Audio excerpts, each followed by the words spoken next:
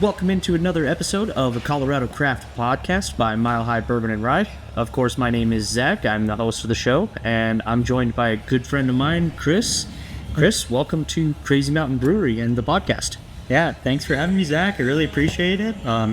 Sorry I was running a little behind, but yeah, Denver traffic was crazy. Oh yeah, Denver traffic is brutal. I mean, it just somehow gets worse. Even on days where it's like, this is easy traffic, it's not easy traffic. No, not at all. Yeah. Well, and you grew up mostly in like more rural right? Because Windsor? Yeah, I grew up in a town that, for majority of my younger life, only had 120 people living in it, or at least that's what they claimed.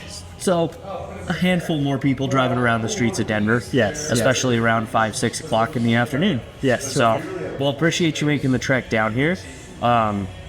Chris, we brought you on. It's going to be a little bit different of an episode. We're not doing craft so much, but as focusing more on kind of Colorado outdoors. You work for, I always kind of mess this up, but I believe it's the state, right? No, I actually work for Boulder County. Oh, okay, for the county. Sweet. Yes. But doing like trail maintenance and stuff like that, right? Correct, yeah. My official title is a maintenance tech for Boulder County, Parks and Open Space. Just building and maintaining their trails and their system. That's awesome. Mm-hmm. And then I know when I met you were starting school for some golf type stuff. That changed a little bit, but still pretty avid golfer. I would say so, yeah. When I started college, I originally went into professional golf management. Realized really quick that I didn't want to make it a job, just want to keep it as a passion. That's fair. Mm-hmm. Yeah, I can definitely see that, especially with something like golf. Golf seems like a good way to go relax and tune out and not a way to focus. Yeah, that's definitely what I found it to be for me, a good relaxer, way to get away from work. Yeah, and making that your job would definitely mess that up thing. So, wow, awesome. Well, before we get any too much further anyway, I do want to give a shout out, as always, to Crazy Mountain Brewing for hosting us down here. Beers are delicious, as always. Still got this nice little spot here. Cool setup just to record. If you haven't come down yet, check them out, 15th and Ogden. Come check them out before a show. If you've got tickets to a show at the Ogden, bring it in. And I believe it's either a discount or it might be as far as buy one, get one. Ooh, nice. And so, open mic nights every Wednesday. They do some comedy shows, I think, every month or maybe every other month. Always something cool going on here. So, actually came down here last weekend. Ooh, nice. To watch the DU Pioneers championship. Nice. Did you get to watch any of that? No, I'm really bad. I saw very late that they were actually in the Frozen Four. Oh, nice. Yeah. So that was the 10th NCAA title for DU. Wow, that's crazy. Yeah. Which is a record in collegiate hockey for D1. Wow. So, I mean, shout out DU. That's one hell of a feat to pull off. Yes. And it's cool sitting here watching it. Got TVs all over the place. Everything was on the game. And again, like I said, always great beers. And they finally opened up they've got it open up now, the taco truck that's kind of built in right over here. It's like a food truck, but inside. You just get to walk around it. Nice. Yep.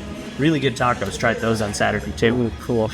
Hot sauce was great. So, Awesome. Well, let's start kind of talking about your work with trails and everything like that. I mean, I'm not totally certain what really to ask, because I don't know how that job, what all it entails, but I mean, what's some of the cooler places that you get to hang out in the day and call it work? Shoot, yeah. I always get that question, and it's tough to describe. Surely a lot of people are just so they can kind of relate to it. So, like, simple terms, I basically get paid to hike. Yeah. So, I've been doing it for, almost 10 years now. Just been in the trail sphere. A lot of it is just kind of going through maintaining trails, because it's not one of those things when you walk in a trail you think, not a lot of people are looking at it and thinking at it like, how is this sustainable? Is this sustainable kind of deal? And that's kind of where I'm coming from, because the biggest enemy in trails is probably water. Water erodes. Okay. If it picks up velocity or doesn't get off the trail, then it picks up material. And I bet anyone's ever walked on a trail and you can feel when it's really gullied out. Oh, yeah. Yeah. It's not much fun, or it's not as enjoyable of an experience. No, it makes it a little more difficult to walk. Yeah. Okay, yeah. so you're the one out there making sure that when you're out walking, we're not rolling ankles and falling back down. True. Yeah. Awesome. Yeah. Yeah. And then, yeah, shoot, like I said, kind of when we do trail layout, the thought is trying to get you to all the beautiful sites and stuff like that, with the idea of the ecology and the wildlife in mind as well. Okay. Because they were there before us and they'll be there after us. Yep. So it's still trying to get it where humans can interact with it. Okay. A lot of the times we're kind of thinking as humans as like cattle. It's sad because you kind of have to fence them in to an extent. But we're trying to do natural things, not like literally putting fence or barbed wire right down the side of trails, using like natural features. Like we'll try to use like trails, rocks, stuff like that. Okay. So like a natural barrier is our thought process. Okay, so the idea being is that people are walking down the trail, they kind of just instinctually follow what's the obvious spot to go. Yeah, so next time you guys are on the trail, you should look and see like, man, this tree is preventing me from going somewhere over here, but I still got this wonderful view, or I have this bench or this trail sign kind of deal. Oh, okay. See, I wouldn't have even thought like a bench or something would be a way to kind of guide, but that makes sense. I mean, you see the things that are intentionally put out there. Yeah. But it, like you said, it works to keep it natural. I think that's pretty sweet, actually. Yeah. Yep. And the big thing is like to think from like a leave no trace aspect. If 4 people go off trail and then they come back, that's 16 steps.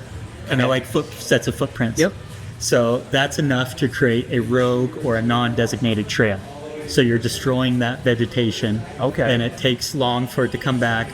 But it's one of those things, like, just there's not a whole lot of trail education in school or just outside of our industry kind of deal.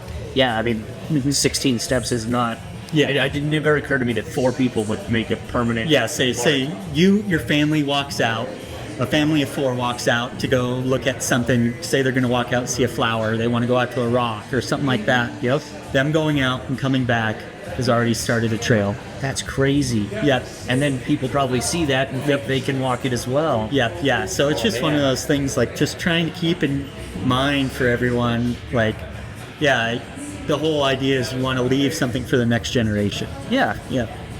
That's pretty sweet. I never even considered that. I mean, that's awesome. Yeah, and like, shoot, it's, to be honest, when I first started in the trail industry, I didn't think that way too. I'm as guilty as the next person that like before I knew, I said, oh, that's a cool rock, I want to go over there, or I want to go look off that edge, or I want to go look at that tree, and just like never thought anything of it. But then that builds up really quickly. And for a massive amount of people in the state, I mean, when you get out onto the trails, usually it thins out. It's not quite as many, but there's still a lot of people that hike and like to go out and see that stuff. Yeah. Okay, so last summer, wife and I did a hike up to, I don't actually know if it was 14 or it might have been right outside of Fairfield. And so like hiking up there, the trail sort of vanishes, but you can kind of figure out. Is that just kind of what you're talking about? You're trying to maintain by like strategically placing rocks? Yeah, so had you gotten to like a talus field or like a rock field? Yeah. So a lot of the time, that's what we call a durable surface.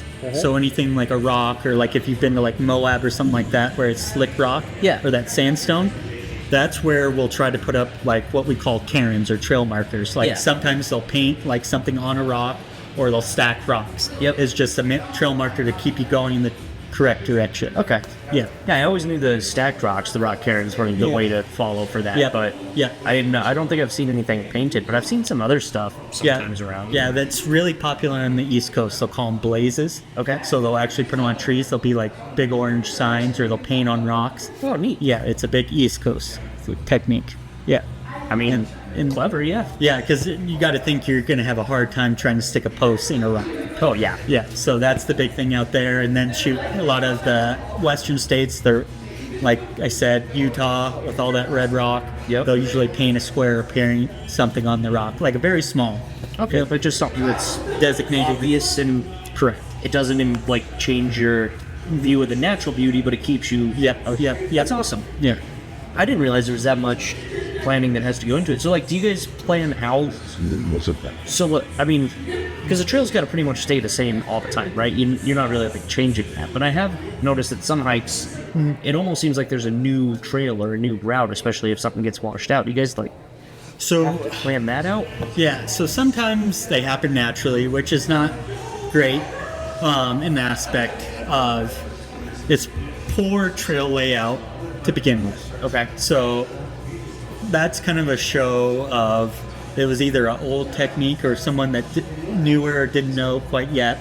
So a lot of times, a lot of old trails were just old like roads. Yeah. Like especially if like a county, a state, a city adopts a property or buys a property from the private property. Yep. They'll just use old roads because it's already something like that. Because a lot of the trail users want to get in there and enjoy these areas. Yeah, right away. And most roads, old farmers, old ranchers, they didn't care. They didn't think sustainability. They're like, I want to get from A to B. And shortest distance between 2 points is a straight line. Yep. And yeah, not very sustainable usually. So the thought is, like, you'll probably bothers everyone to the end. I know a lot of trail users, but switchbacks help. Keeps the grade down, but it's so easy to cut them. Oh, I will always just go ahead and walk the switchback for sure. Because sometimes going up the steeper path, like I watch people try to do it. I mean, that's also partially just because I'm way too out of shape to go straight up that incline. Yeah, but that's the whole thing. So like we try to make the big thing is user experience. Like either if your horses, bikes, foot is trying to make it so we'll put meander in it, so like curves. So like you said, if you're going straight line, like I guess if you're like a ultra runner or you're trying to go fast, it's nice. Yeah. But yeah, for the general population hiking, you kind of want to take it easy, go side to side. Right. Yeah, I agree. I think once you get out there and you're trying to actually go for a hike, I've never been like, I just want to get to the end of the hike as fast as possible. Let's sit out enjoying everything. Yeah. So, Yeah. that's a lot of thought that has to go into all of it. Yeah, it's one of the things where I don't think the general public knows. Like, they think we just go out and like, hey, that looks cool. Let's build a trail there. Like, we just go out and walk one day and they're like, this is the line we want to do. Yeah. There's like, especially when you get into it, there's a lot of hands in the pot. Like, we usually have our ecology, our plant people have to go check out something. Our wildlife people have to go check it out. And then our archaeologists have to go check it out just to prove that there's no historic significance in this area. So it's not just trail builders that get to decide where a trail layout goes. There's all little parts to it. I guess the archaeology thing never really crept into my mind either. Obviously, there's a lot of native people that lived here long before this was developed at all. Yeah, you could have your Native Americans. You could even have your white settlers. Like, it's all over the place. Or European settlers, like all that. So in the United States, anything over 50 years old is protected under the Antiquities Act. Seriously? Yeah.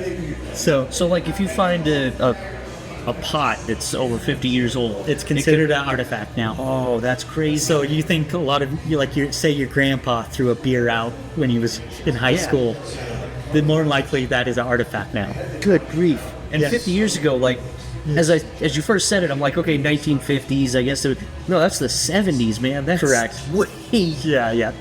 Whoa. Yeah. So, a beer can from 1970 is a protected artifact, potentially. Yes. Yeah. That's nuts. Yeah. Well, and I know people like to take beers out on trails. I mean, I know when I get to the top of a hike sometimes, especially you get to the top of a mountain, you got an awesome view. Cold beer, little snack. Yep. Refuels you very nicely, I feel. Oh, yeah.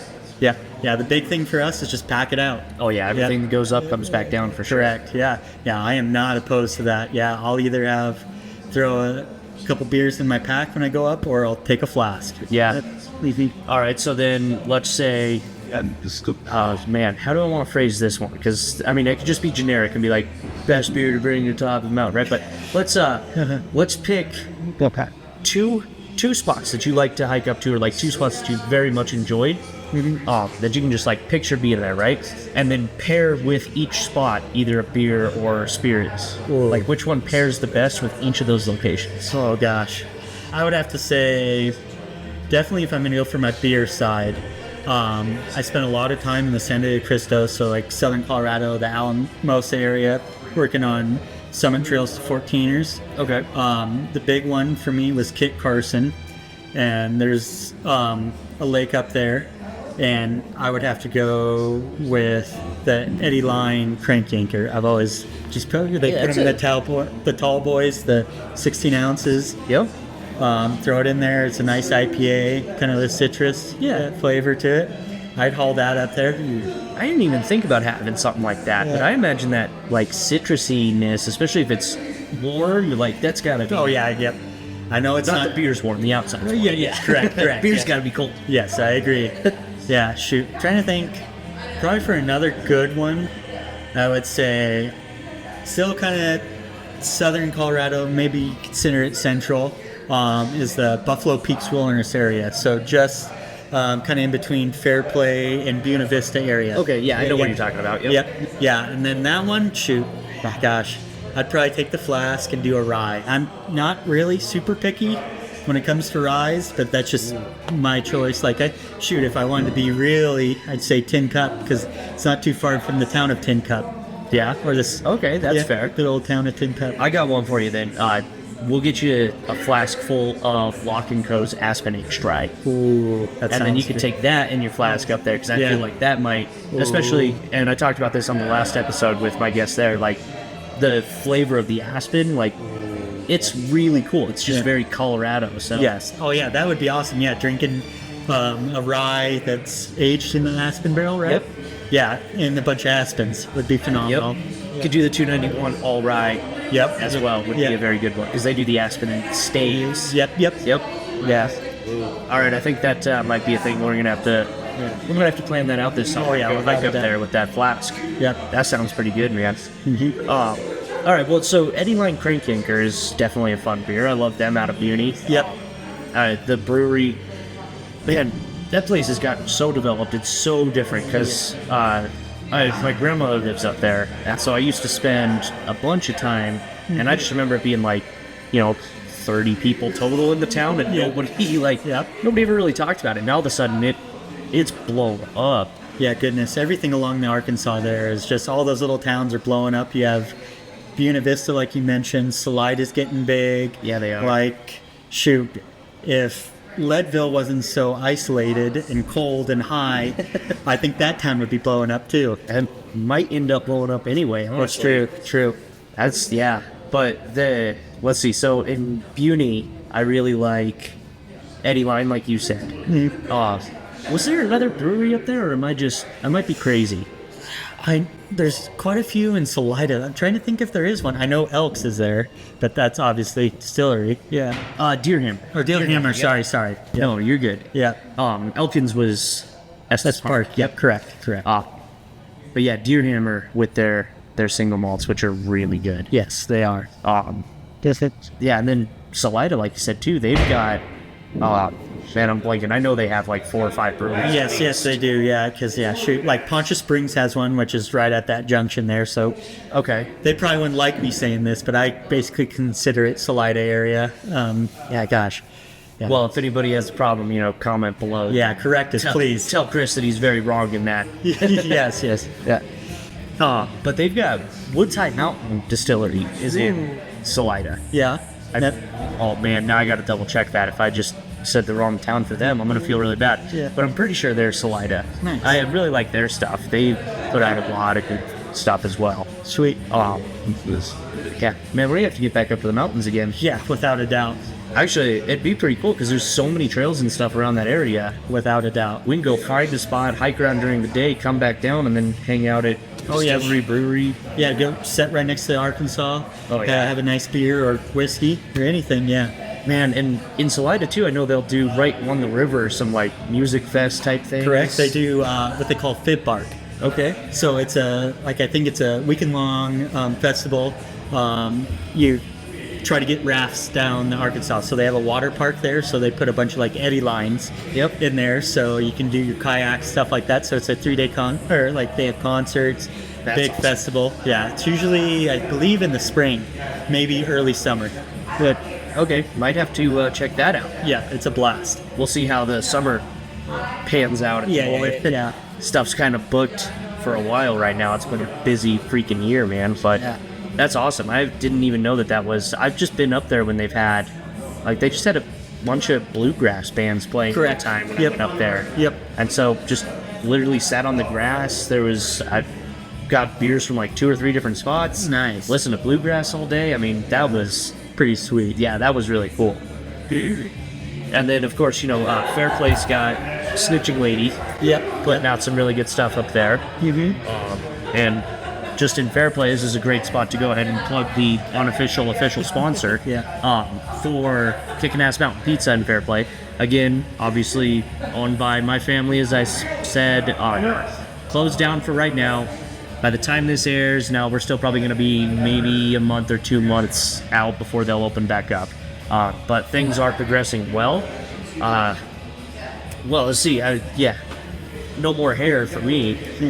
So my mom's on chemo, trying to get through all that stuff. Started losing her hair, so all of my brothers and my stepdad, we all shaved it off. So long hair down to crazy short in the span of nothing. But so really looking forward to them opening back up, being done with all of this, get stuff back rolling. Delicious pizzas. We're gonna do, at least right now, we're kind of tentatively planning a like a grand reopening type of thing. Sweet. Don't know what all that'll entail yet. I am hoping that I can go up there and cook for it. Nice. Man the grill a little bit, because that pizza oven, that thing's fun to cook with, man. Oh, I can imagine. The inside of it's so high, you just you cast iron right into it, fry up whatever you want, pull it back out. They do wings in the cast iron, so seasoned and everything, and then pop them in, pull it back out. Thai basil wings, that's my wife's favorite. Oh my gosh, they're amazing. A little bit of fresh cilantro right on the top of it, and it's amazing, absolutely phenomenal. So looking forward to Kickin' Ass Mountain Pizza opening back up in Fairplay. Hopefully pretty soon. Like I said, a couple months out from now, middle of April as we're recording this. I think it'll probably be out beginning-ish of May. That's roughly. But yeah, so if you haven't checked them out yet, we'll link it in the show notes. Follow Kickin' Ass Mountain Pizza. Send them some good wishes and let them know you're looking forward to having the pizza when they get back open. But yeah, so sweet. Let's talk golf, because golf's fun. I'm terrible at it, but I enjoy the heck out of playing it. So, and that's all you got to do. Because shoot, if you try or get too focused onto it, it's just going to be a bad day, in my opinion. I agree. Because as soon as I start to try to go, if I'm just out there messing around, whatever, I swear I can't. I never drive it that far, but it always seems to stay roughly on the fairway. Yep. If I try to actually go far and keep it, it's I'll immediately hook, slice, whatever. All over the place. So yeah. Shoot, you see how all these older people play golf, and if more younger people played like older people, play the old people golf, where it's they don't hit very far, but they hit it straight. Just chip and putt. I can't tell you how many times one of those old folks have beat the pants off me just because I was I'm gonna beat the daylights out of them, but just by bombing it past them. But they just don't make mistakes. Well, heck, that's kind of the key to win any sport. Just don't make mistakes. Play it as cleanly as you can. Gosh. But that's so. Colorado's got a ton of golf courses. Correct. All over the place. What's probably your favorite one to play? Goodness, probably my favorite one, probably from young, is probably Can I do the Hey June for another one? I'm good with water, thank you. I would probably say Mariana Buttes in Loveland.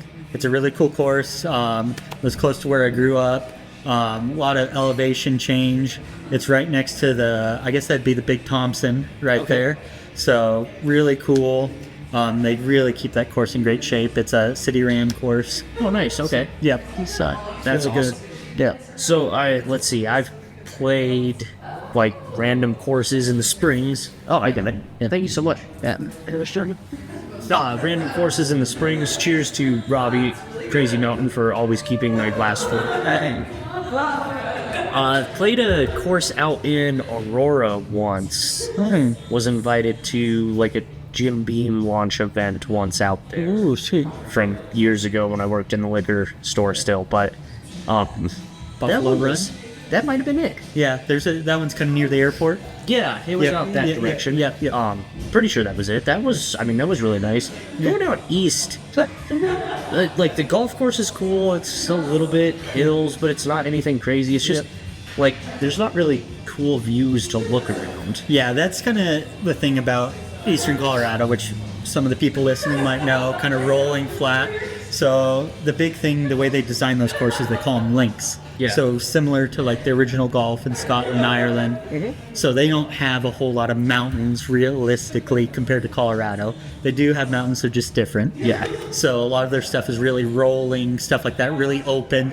So that's the idea in most eastern courses in Colorado, is trying to get them more linksy, so wide open, doesn't beat you up a whole lot, usually have more bunkers. So that's the way they try to punish you. Okay, gotcha. That makes sense. So then I guess the courses that are more up in the mountains are probably just really playing off the terrain there, and they don't have to. Correct. So yeah, that's a lot of times in your mountain courses, you have a lot of blind shots. So you'll have these elevation changes, or you'll have like a dog leg, which is where a hole just goes out and turns right or left, kind of deal. And you can't necessarily see the hole or the green. So yeah, a lot of those blind shots. So you're playing like point golf. So you can't go out there and just bomb it. You have to. You actually have to try and hit it to a point. Yep. Versus just hit as far as you can and then go find it, hit it again. Which is where that whole chip method probably works well for that as well too. So all right. Yeah. See what. Okay, so I guess then, like you said, going with the kind of short hits, try to keep it straight. More fun to play golf that way. What else would you say for someone who, like me, let's say, I want to throw a flask or a couple of beers, whatever, either in the bag or on a cart, hang out. Like, what do you think? You think like the the par 3 courses? Are a good way to kind of just go enjoy that, or do you think there's like a cool fun course that's? Ooh, I would say if you're not looking to spend a whole lot of money, like par 3s are a blast and they're a great way to start. Because they shouldn't be super intimidating. They're not long holes. They're good time. Get out there, just kind of start learning the game. That was one good thing about COVID. It was one of the things where you could get out, you could still interact with people. Was golf blew up during COVID. Which makes sense. Suddenly people have a lot more time on their hands. Correct. And you don't need the highest end clubs. You can go down to your Play It Again Sports. Sometimes pawn shops will have them as well. If you're just getting in, you don't need to spend $1,000 or more kind of deal. And going back to kind of the beer point, just do a light lager. Some of you might scoff at me. You go with a Modelo or a Coors, a Coors Light kind of deal. Something like that. It doesn't need to be anything special kind of deal, but and plenty of these craft breweries, microbreweries have something like that, a nice light lager. I would recommend that when you're playing golf. Mexican lager here at Crazy Mountain would be perfect for that. It's very nice, very easy drinking. That's great. It's just one of those things you don't want a big heavy stout unless that's your thing personally, because most of the time when you're playing golf, it's warm, it's hot. You don't want something heavy kind of weighing you down. Right, that makes sense. Man, I was gonna say too, I had a good follow-up question, I thought, and then it just totally frittered out of my head. So instead, on the Play It Again Sports, are there any Play It Again Sports still open? I don't. I recently found one in Longmont, Colorado that has really good. It'd be really sad if those go away, to be honest. I feel like I don't see as many of them anymore. There's a store that's open in Thornton. It's not called Play It Again, but it's basically that same idea. Got my daughter's golf clubs there, actually. Is a full set with the bag. This pink set. I mean, they're, like I said, they're probably not the highest end clubs, but they work really nicely for what she needed. And it's like $100. It's one of those things you don't need to buy brand new with golf clubs, especially if you're just getting into the game. Secondhand is phenomenal. That's how I started. I got hand-me-downs. I just shoot. To be honest, no, never mind. I did buy a set of clubs for myself when I was in high school, when I was really into golf, and then I had those for 15 years. Okay. Yeah. So long-term investment too. Then. Yeah. If Like you're interested in playing. yeah. Say you want to get really good, then sometimes you'll see marginal gains by buying the newest, greatest thing. Okay. But if you're that weekend warrior, there's no reason to go out and buy the latest, greatest thing. Which then means that you can spend more money on those craft beers to Correct. pack in the bags. Correct, yeah. Works out perfectly. Yeah, there's a whole market in that aspect. Like you'll see things where they'll have like a sleeve that you can put a 6-pack in, kind of deal, cans. Actually pretty clever. I mean, correct. Yep. And then there's even golf bags that'll have a cooler in it. I remember growing up, my dad had a bag that had a cooler built into it. Okay, that's pretty awesome. Yep. I mean, Yeah. at what point though do we start to get to Rodney Dangerfield from Caddyshack, where we're They do have that. They have one that'll actually go in a golf club bag. Like it's just a long cylinder. I think it'll hold, I can't remember what it is. It might be like 3 or 4 bitters. Oh my gosh. And it has a little tap on it. okay? I almost feel like I gotta buy that. Yeah, I it would really be- think I need that. Yep. Whether I use it or not, just Oh, to yeah. have it sit like the beer tap sit in the golf clubs. Correct, yeah. Oh. And I can imagine you have to charge it something with CO2 just to Yeah. get it to come out. Yes. Ooh. Yep. Yeah. Okay, that sounds pretty fun. No, It is I really might cool. have to get one of those. Yeah, because I bet most people when they think of golf, they think beer goes hand in hand kind of deal. It's just that association. I don't know anybody who plays golf who doesn't say that they have beer while they play golf. Might have. Yep. Yeah. It's one of those things where it's like, like if you're really serious about it, like it's one of those things that kind of ease that pain. Say you have that bad shot, oh, I'll take a sip. Yes. Yeah. And if you're not that serious about it, then you take the sip after a bad shot too. Because Yeah. It's a good and bad thing. Yeah, exactly. Yep. Man, so just on the golf too, because I know the Masters just wrapped up. Correct. I have Scotty Scheffler on. Correct. That guy can't get beat. Yeah, he What, is. fourth. They were 4 strokes ahead of their next. Yep, correct. Yeah, okay. Yeah. It was just one of those things where if the rest of the field's got to figure out somehow to catch up with him because he did not, like, he made mistakes on Sunday, Yeah. but he just, like, it sounds silly, but he just made less mistakes. He just started pulling away. He is a competitor without a doubt. Like, he's not as aggressive as your Tigers, which a lot of the older listeners obviously know Tiger. He's still relevant. He was there. He actually set a record this weekend. Did he? He has the most cuts made at the Master at 24.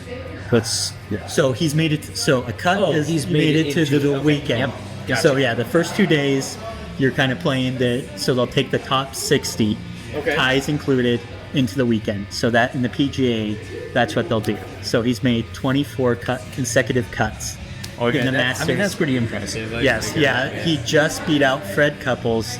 Yeah, Fred Couples had 23. So he is now the person with the longest streak. Wow, that's that's a cool record to own. Yep. But the one thing I heard, and I don't know if this is true or if you've heard this as well, but I think it was Bryson DeChambeau. Correct. Was playing with a 3D printed club. Correct, yes. So Bryson DeChambeau's nickname is the Mad Scientist. Okay. For the people that don't know, and it might not seem weird to people that don't play golf, well, every club, every iron in his bag, including his putter, is the same length, with the exception of his driver and woods. Okay, like I'm not a big golf person, but even I know that when I grab like a 5-iron versus a 9-iron, they're not the same length, especially then the putter too. Correct. So it's the same length as a 7-iron, which is, for the average golfer, is between 37 inches to 35 inches. Okay. So it's just a weird, he's a engineer by trade. That's what he went to school with and graduated with. So he's done the math in his head to find that is the most efficient way for him to swing. And then, like you brought up, him and Ping, golf manufacturer, partnered to make clubs that the face is actually convex. So it has like a little bulge in it. Yeah. Like, it would be really hard for you to notice, but his explanation is it helps with the gear effect. So this is way beyond me. Like, Yeah. so this is like, say you hit on the end of your club, which they call the toe. Yep. It's supposed to help straighten that shot somehow with that bulge. That has to do with gear effect. So your engineers out there probably know exactly what I'm talking about, but this is so beyond me. Yeah. All right, so any engineers who listen to this episode, I would like you to reach out and try to explain the math to me. I think I could understand some of it at the very least. Yeah. I'm not that smart, but I'm also relatively smart, so I think I could get it if you tried. But Or yeah, physicists as well. yeah, that's actually really cool. Yeah. I didn't realize that he put that much into it. Like, I've heard some crazy stuff. Yeah, he is always looking at all the analytics. Like, he has a really good YouTube channel, and he talks through his thought process.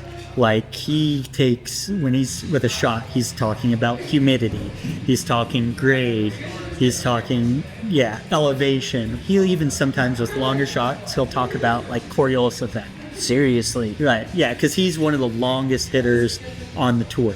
He actually plays in the Live Tour, which we won't go into that. That's a whole can of worms. That's Yeah. That one gets the sports radio around the state worked up. Yeah. So, but yeah, he's like, he last year, or maybe it was the year before, he actually went into long drive competitions. Okay. And I think he just fell short of becoming the world champion with that. But like you said, if you go back to photos of him right out of college, he was average built person, probably right around that, like 6 foot, maybe 6'1", probably 180 pounds, maybe. Now he's that height, and he's put on so much bulk. Yeah. Because he's just like, I'm just going to manhandle these courses. Like, just, I'm going to hit it so far that I'm just driving all these greens. Yeah. I got the back net of a Topgolf one time. So I got that going for me. Yes. Sure, he hits it every time. Yeah, or over. Yeah, he's on another level. Actually, that'd be interesting to see if he could get it over it and out, like, into the parking lot beyond the net. Yes. Yeah. That'd be fun to see. Yeah. Oh gosh. Yeah. Yeah. He is a beast of a person. That's for sure. Oh man, that's pretty crazy. Uh-huh. Oh. All right, so I don't think there's a lot of Colorado representation in the Masters. There was, believe it or not. So, Wyndham Clark, he was the U.S. Open champion. I did know that name. Yeah, he graduated from Ballard Christian. Wait, he won something big 2 years ago. Yeah, he won the U.S. Open. The U.S. Open 2 years ago. Yeah, okay. He's Christian McCaffrey's buddy. Okay. Yeah. So I do remember that now that you said that, because that was the year DU won their championship. Mm-hmm. The Eagles made the playoffs for the AHL but didn't win the championship. Obviously, the Avs won the Stanley Cup. Yep. You've got two, I think, high school hockey teams won national championships in Colorado. And then, that was right, it was Wyndham Clark. He won at the LA Country Club. Yep. He won the U.S. Open. Yeah. And so he played in the Masters. Correct. Okay. Yeah, and he's been very relevant of late. Like, they're leading up to the Masters, I think he had won 2 or 3 tournaments. Like, he was clicking at the right time. It just apparently wasn't able to put it together at the Masters. Well, and I mean, it sounds like Scheffler kind of just blew everyone away. Yeah, so. There's a reason why he's number 1 in the world. Yeah, I mean, that makes sense. But that's cool. I mean, I love to see Colorado represented. Like, you said he's Christian McCaffrey's friend. Obviously, that's another Colorado kid. Yep. Consistently competing for Super Bowls. Correct. We hate the Chiefs, so it would be awesome if we could have them stop winning. But I mean, I'm hoping Christian, because obviously Broncos fan, there's no way they're doing anything this year. So I really hope Christian can take the Chiefs down. Yeah, that'd be very sweet. I'd love to see him get a Super Bowl before he I got beat the Tigers. Yeah, would just be awesome. Yeah, without a doubt. Yeah. But then I know, like, our college teams are all doing, DU obviously again just became the most winning franchise in NCAA hockey history. Yep. But then in basketball, both the men and the women's teams both got into the tournaments for each. Yeah. And the women's team went far. To the Did they make it to 8 or just the Sweet 16? They made it to the Elite 8 in the women's, and that's where they lost to Caitlin Clark. Correct. And that's tough. Caitlin Clark is doing wonderful things for women's basketball. Just basketball in general. Yeah. But yes, that was a tough one for the Lady Buffs. That was a tough to go up. It was awesome the way they started. They beat the defending champions right off the bat with LSU. Yeah, and then the men's, Gosh, to be honest, I did not think the Buffs were going to make it as far as they did into the men's side. Yeah. Shoot, CSU made it in. Yep. Yeah, so yeah. And did the CSU women's team also make I think it they in? just missed out. Okay, I was gonna say I know they were, Yeah, they were right. They were on the edge, yes. but I couldn't remember all because it's 64 teams. Correct. Okay, good. Yeah. I was like, I'm almost positive that's right that the brackets are 64. Yeah, but, yeah. No, I that's- guess technically it's 68 because you have 4 play-in games. Oh, that's right. Because CU was one of the play-in games for the Correct. men's, right? Yeah. Yep. Okay. Yeah. Okay. Yeah. So, Yeah. man, but yeah, I saw today, obviously not exactly a surprise. So I get an alert on my phone. Breaking news from ESPN. Caitlin Clark selected #1 overall. Yeah. It was like, I don't know that qualifies as breaking news, because even if you don't watch basketball, you've probably heard her name if you pay attention to any sport. Correct, yeah, because shoot, she set the scoring record, gender aside, for all NCAA basketball. That's crazy, just to think. Absurd. Yeah. Absolutely absurd. Yeah, in the era of one and dones. Yeah, kind of deal. Like, Well, and CU played them well, too. I mean, Correct, Huge yeah. shout out to the CU women's basketball team, because Yeah. that game could have been very out of hand very easily. correct. Yeah, if she gets on a heater, like meaning Caitlin Clark, she can't be touched.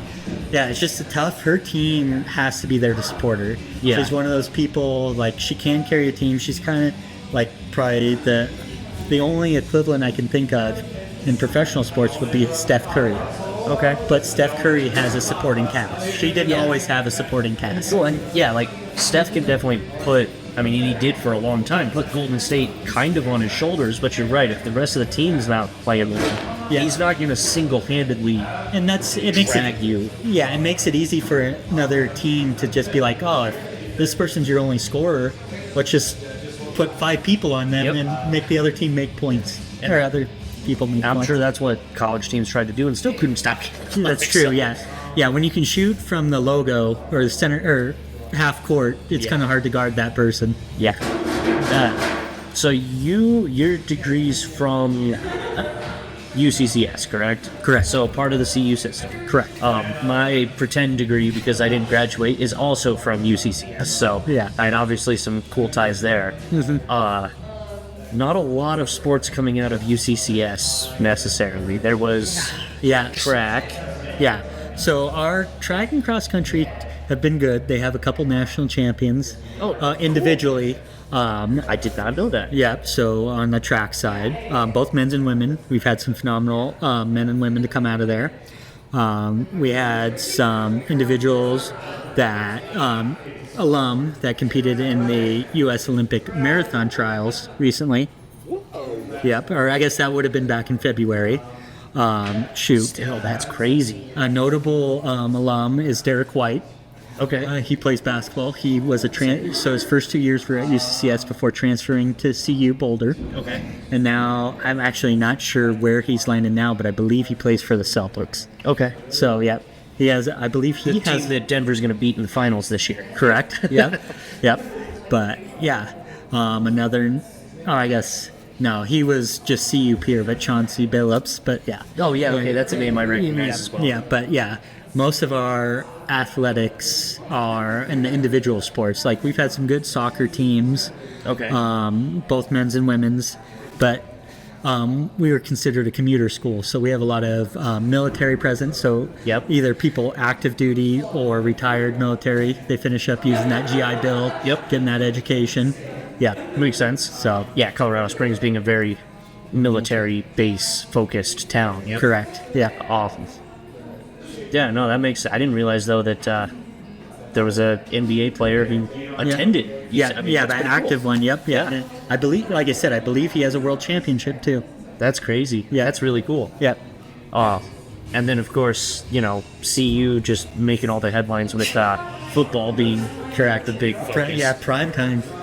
Got it. I mean, Angie and I bought the glasses. Oh, you got to. Yeah, You got to. Gold, obnoxious. Yeah. Wear them all the time. Yeah. They're actually the lenses are really nice. The blenders can- glasses are really nice. Oh, I can only imagine. Prime time doesn't mess around. No. So I mean, it's cool to see Colorado just everywhere because I mean, obviously CU's getting all the attention and everything, but CSU's football program is also really damn good. Yes, they have basically came. I don't know if it's the right analogy, but they've definitely come from ashes. Yeah. There was like they had the Sonny Lubick era, which their relative might be a little too nice, but they were always, you knew of them, kind of deal. They had some whatever players that made it to the NFL. No one that ever was big, but they had a couple that would sneak in. But yes, CU's always been dominant. But shoot, this year they gave CU a run for their money.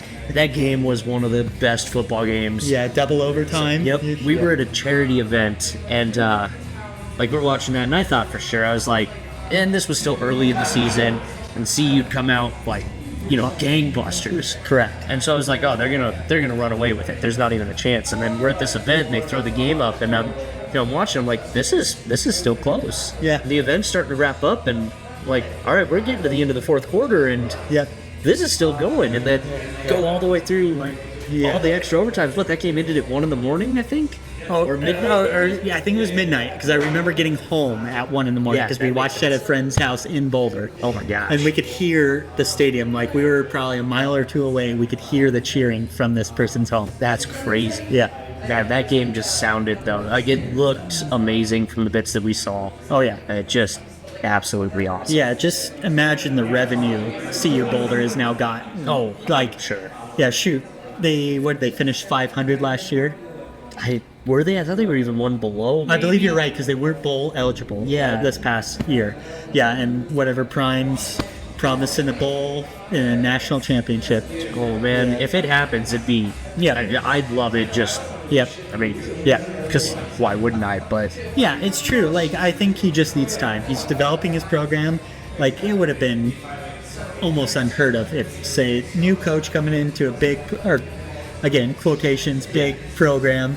Yeah, but now we'll see. He's going to make that a much larger program, though. Oh, yeah. And he has that draw. He's bringing in phenomenal athletes. Yep. Because obviously he was a phenomenal athlete himself. Two-sport athlete, got to play. Yeah. MLB and NFL, like, Yep. Geez, man. Yep. I can't, I can't even run, so, there's that. Yeah. I did a 5K the other day in 34 minutes, and I was like, man, I'm crushing it right now. That's the average, man. Like, that's actually really good. So, yeah, I'm getting slowly better. My work has done this, like take so many steps, whatever, and you get points for it. And we teamed up. Like, you could have teams of up to 5. I think my team's 4 people, so it's like... Oh, nice. I can't let my team down. So then it's like, okay, well, I need a lot of steps. I guess I'm going to go run for a while and get there that way. But, the program's coming out. I mean, Colorado just in general, everything about it's awesome. Yep. The fact that we've got... I mean, the city is busy, like you said. Traffic was bad, but it's still a really nice city overall. I mean, everything down here is great. You got... wonderful sports programs across the board. Yep. And then you have the Rockies with a really nice bar that you get to go hang out at. Yes. Sometimes they play baseball on that field, I've heard. Yeah. Like, it's like a event to go drink, and sometimes baseball breaks out. Yeah, exactly. Yeah. Yeah, I went to a boxing match and a hockey game broke out. Yeah, that kind of idea. I went to a bar and a Rockies game started somewhere. Yeah. But no, I mean, all joking aside, Rockies are still, it is a blast to go see the games. Yeah. I really hope they can start doing well, because the fans who are real baseball fans, they deserve better than what they've done. Yes. Yeah. It's not fair to those guys, but Yeah.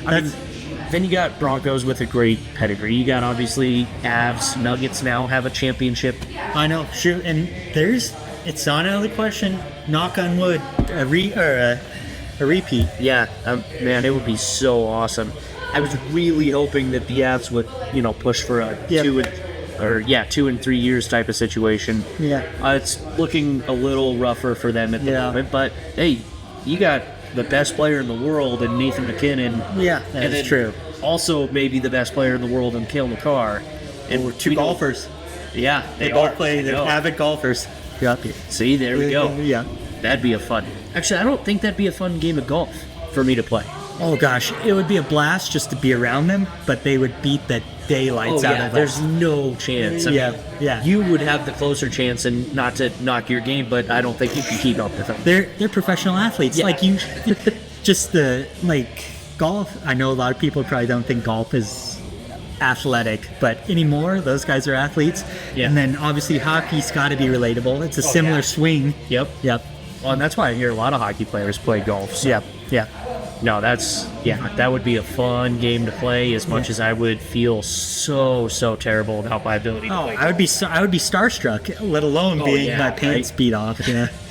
I'll challenge them to a game of mini golf if they take me up on that. So, if Nathan McKinnon and Cale McCarr listen to this podcast episode, I hereby challenge you to a round of mini golf. They'll kick my butt in that too. Let's be honest, their putting's going to be way stronger than mine. Yeah, but.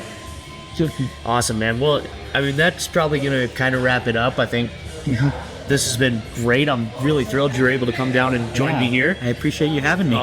Awesome conversation, cool things to talk about. Learned a lot about trails. Like, I mean, I've known you for freaking ever. I know you've done this job for a while, and I feel terrible that I haven't actually, put that much interest into it, I guess. But there's a lot into that. So the big thing is just go out and enjoy them. Yeah, and please stay on trail. Stay on trail for sure. Clean up all your crap when you go out. Make sure you pack out everything that you bring in with you, and again, stay on the trail.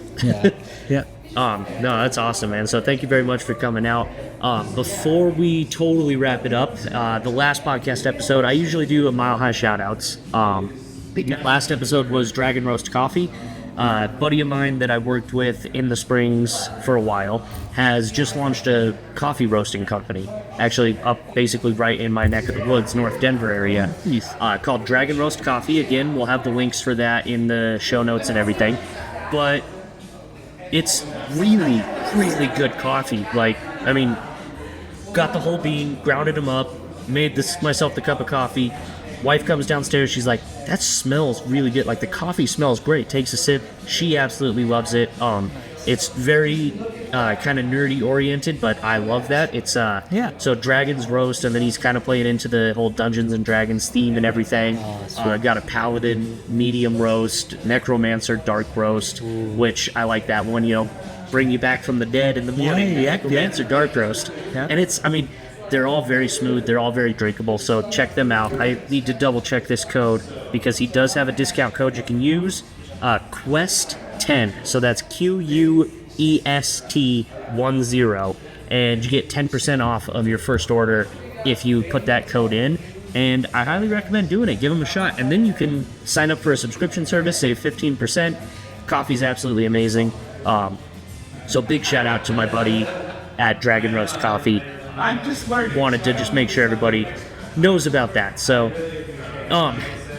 if you've been enjoying the show, listening, watching us, give us a follow on the platform you listen to, subscribe to us on YouTube. Basically any and every interaction always helps support the show.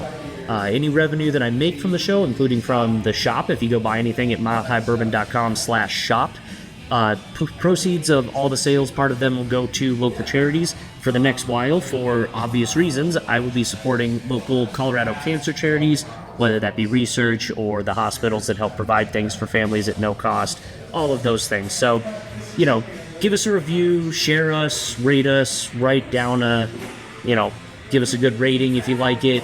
If you don't like it, still go ahead and interact and tell me where I can do better, because I'm looking to improve and it's still interaction for me. So, also find us on social media. Just search Mile High Bourbon on Facebook, Instagram, Twitter, or X, Twix, whatever it is, Threads, and more. If it's social media, I probably have it, although I really only post on Facebook, Instagram, and Twitter.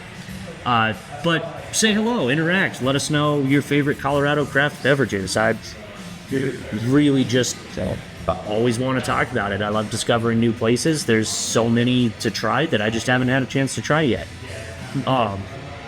Thank you very much to Roma Ransom, as always, for providing the intro-outro music. Awesome guitar riff at the beginning and end of every show. They do shows all over the state, a lot of them at distilleries, a lot of them, 2 people playing the music the whole time. They sit there, they jam out. It's fantastic. So, follow them on Instagram. They'll show where their next shows are going, and go check them out for sure, because it is a blast. So, Chris, thank you again for joining me. It was a great conversation. Yeah, pleasure. I appreciate you having me, actually. Yeah. We'll have to do it again if you'll have me. Oh, of course. Yeah, you'll welcome on the show whenever you'd like, man. So we'll see you guys all next time on the next episode of the Colorado Craft Podcast. Cheers. Cheers.